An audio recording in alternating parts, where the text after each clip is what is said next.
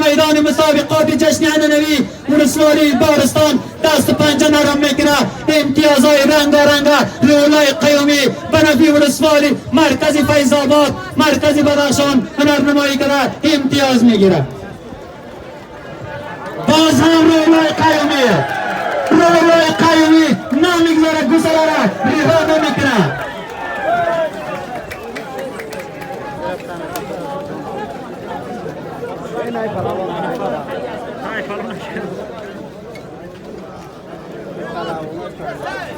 بسواری از پیداییسوی فاضل با اکبرزاده مرکز فیض‌آباد فیلم رولای قیومی دست پنجه نرم میکنه.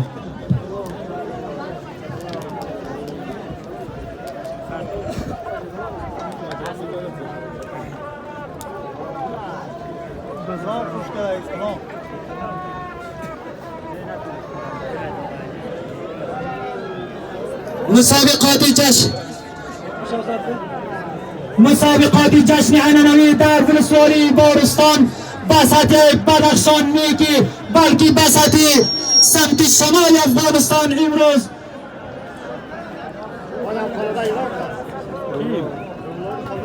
باز هم رولا قیمی پهلوان مسئولیت گسله را اختیار داره. بسواری جیرانی رئیسوی فاضل با اکبرزاده مرکز فیض‌آباد شهری کنه فیض‌آباد فیلم گسله را اختیار داره.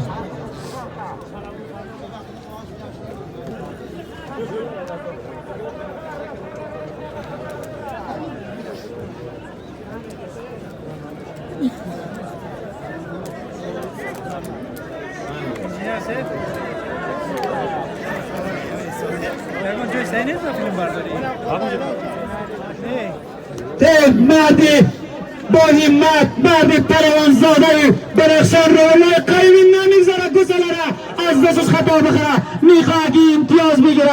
رولای قیومی نیم ساعت میشه گسله را اختیار شد باز می رئیس فاضل با اکبرزاده و رئیس داوطی افغان که اینجا نمایی میکنه. از توفه رئیس داوطی افغان قلبا تشکر میکنیم.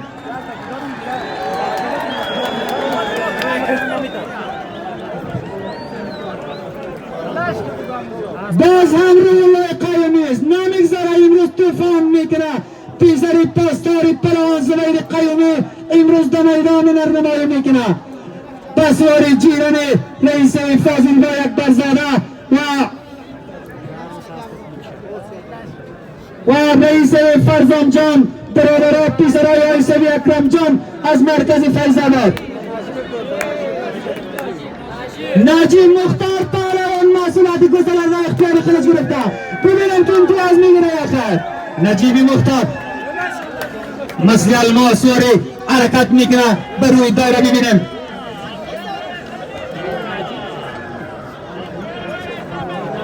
جیرانی رئیس امین جان پیسریم مختوم زبی عارف خان از ولسوالی ارگو نجیب مختار فیلم در اختیار دارد گسله را.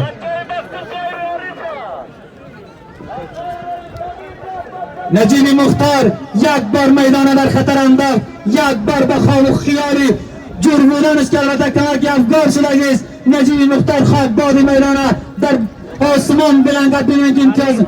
سلام پهلوان است، سلام نایما.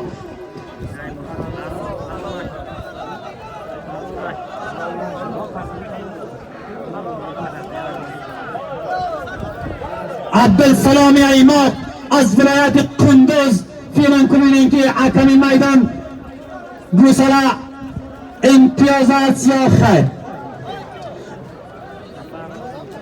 آیسی پروان عبدالبصیر و آیسی پروان اسماعیل علال هرا شما هدایت بدین.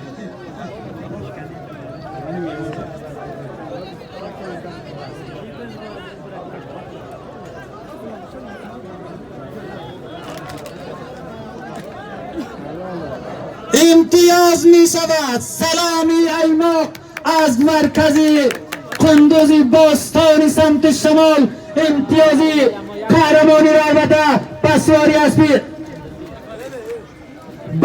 اسبی انجینر سوی فرید و انجینر سوی نوید از دشت قرقی مرکز فیض‌آباد مستحق امتیاز دایره را کمایی نمود.